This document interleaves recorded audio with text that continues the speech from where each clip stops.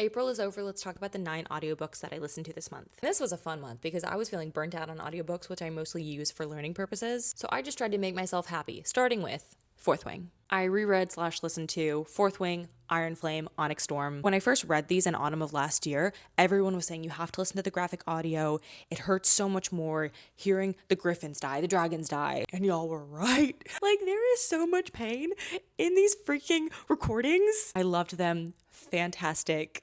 I am personally loving audiobooks and graphic audiobooks for a reread because when you're reading, you're interpreting how someone would say something, what the tension is in the situation. Like, yes, the author is wanting you to read it a certain way, but in terms of tone, you may hear something one way, a narrator may hear it another way. And I like having my own interpretation of that first time around and then going into a graphic audiobook and seeing, okay, how does a voice actor interpret this? But I love this. This was so much fun. So my next one was How Democracies Die. And before that, I started and ended up not finishing Why We're Polarized by Ezra Klein. And I think that the reality of both of these is unfortunately they're a bit outdated now, despite the fact that they're less than 10 years old. But despite being outdated, I think How Democracies Die is still applicable, where Why We're Polarized is outdated in like a cringy 2008 Obama Hope Corps, unable to let go of that despite the changing realities kind of way. You could almost read How Democracies Die in a hopeful sense that there are still action steps to be taken. Next, I listened to Toe to Toe by Fallon Ballard. This was so cute. She's a ballerina. She's wanting to audition for this role that requires her to be sexy, so she hires